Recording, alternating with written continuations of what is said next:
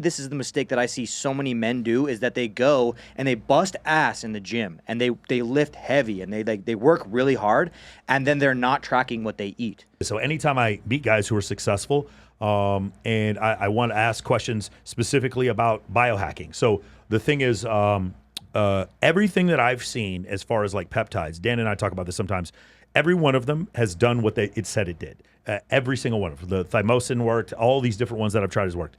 The hormone replacement worked. But then it's the cold plunge. It's the intermittent fasting. It's all these different things. The sauna, etc. Have you guys experimented with any of this? And is there anything, nootropics, etc., anything like that that's worked for you?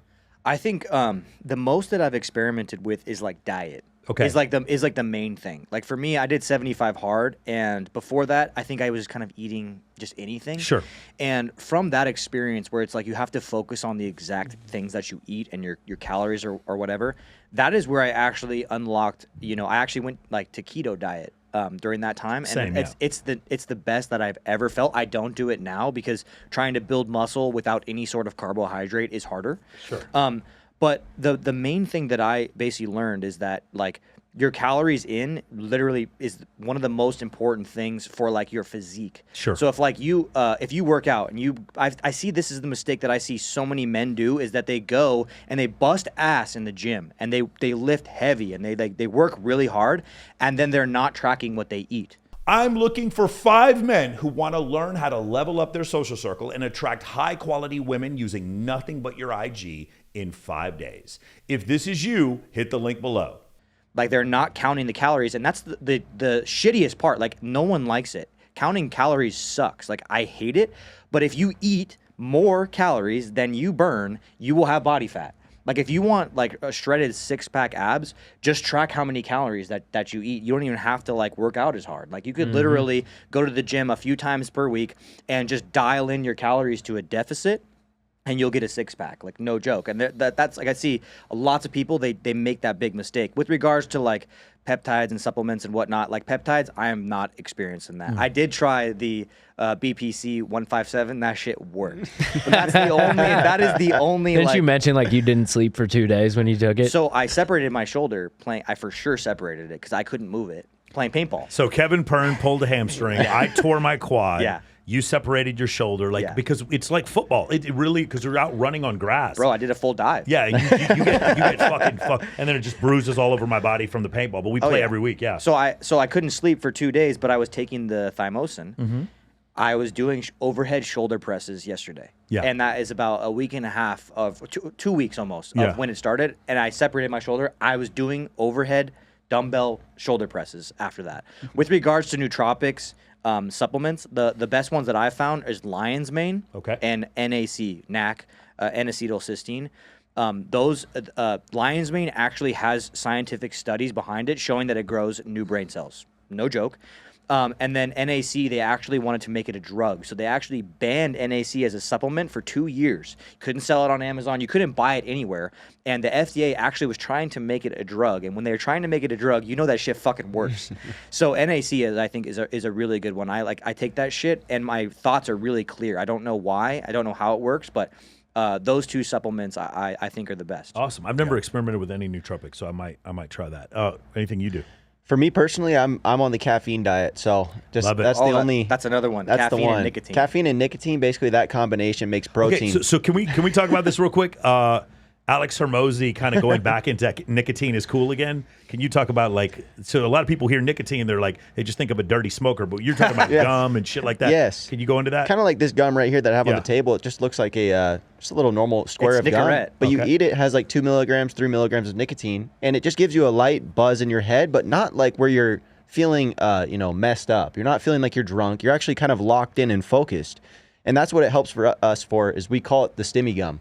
And the stimmy gum is basically something that you chew, and while you're trying to lock in and focus and while you're working, and it helps us just basically build a tunnel around the monitor, hone in exactly what we need to get done and get it done in record time, usually. So first off, though, there's a quote by John Daly that rings true every single time, and that is caffeine plus nicotine equals protein. That, my friends, is a fucking fact. Yeah. No It joke. is. But there's actually, it's funny, there's actually new kind of studies coming out that nicotine is neuroprotective, which means that it prevents, I'm not going to say this as like a claim, but they're saying that it can prevent against Alzheimer's, dementia, and whatnot, because it sends blood flow to the brain. Neuroplasticity that you would maintain later in life. That's really interesting. For me, what I do is, because I like caffeine so much, I try to use as little as possible. So every time I do it, I try to cut it in half. So I've been using caffeine pills and a pill cracker, and so I know exactly how much I'm taking. Oh, no way. Yeah, you get a Vibrant, and you can crack them in half or crack them into quarters. And that's been really helpful as far as like trying to figure out how long it takes me. Also, like, I go to bed at 4 a.m. because I go out all the time, and I still want to be able to maintain this lifestyle while doing this. And I go to the gym usually around midnight. And I have a point at which I cannot consume caffeine any more past 12:15 a.m. or I won't be able to go to sleep. So there's stuff like that I do, but I try to use as little as possible. And because of that, it works better. Whereas before, it was like every time I felt sluggish, more caffeine. The intermittent fasting thing, I haven't eaten today. So, and I feel great. The thing is, the longer I wait, I don't ever have the insulin crash. Right. And so that's the thing that's been just so helpful when it comes to that.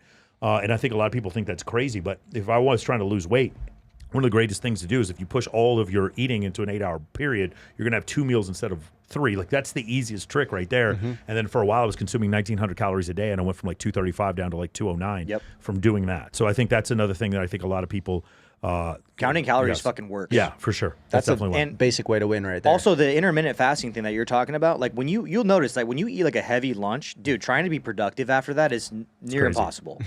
And you're like, when you're kind of hungry, you're like almost you're on caffeine and nicotine. You're like kind of edgy. You're like really focused. Yeah. I think it's a superpower, to be honest. I'll tell you one more is like I started so I would call it like 1 unit of caffeine. So I would have one before my 4 o'clock call and then one before the gym. And I started replacing them with the cold plunge. And it started to do the same thing. And in fact, when you check my Oura Ring, it says you did moderate cardiovascular activity. And I was like, no, I didn't. I got in the cold plunge. Right. That's what happened. So the cold plunge, the other thing that's really great about the cold plunge that I think a lot of people don't realize is, because everybody talks about the lack of inflammation. Everybody talks about how it like makes you sharper, all that kind of stuff. The lack of inflammation is the biggest one for me. But the main thing that I think it's really useful for, you go out with a bunch of friends and you guys eat at Mastro's. And you had a big fucking meal with a butter cake at the end, and you're just like fucking tired. You got to get work done. I get in the cold plunge. I don't feel full anymore. It is crazy how that works. It is what that bloated, gross feeling you have when you, especially if you eat clean and then you have one day where you eat dirty. It fucking completely.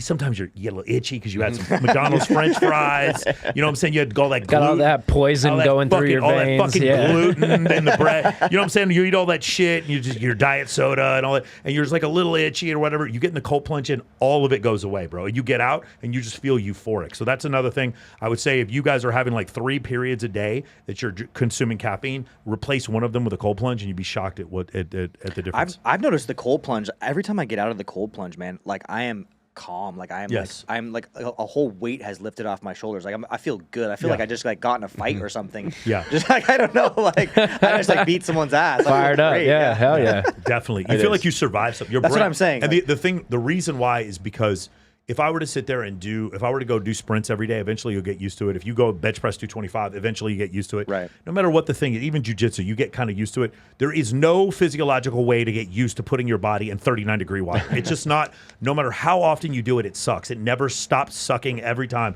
And so that feeling of euphoria and survival that happens afterwards, you get it forever. It's crazy that you get it forever. And I know, I talked to Austin Dunham about it. He goes, yeah, I did it, but it's like, I hated my day because I was terrified and I was just dreading doing the cold plunge. So I just took it out. And for me, I just love the feeling afterwards of doing it before. And the other thing is because you're so cold, a lot of times you can have sex for a long time afterwards because you're fucking cold. That's what I was going to say. And then it just like warms you up. So like if you ever have a girl or two over, like it's really good to do the cold plunge right before. It's I've just something I've noticed. What I've been using it for is after the first round, it shortens the refractory period. You hop in the cold plunge. As soon as you warm back up, you're ready to go round 2. All of this is true. Isn't it pretty bad for size though? As soon as you warm back up, yeah. You got to wait. That's for sure. Yeah.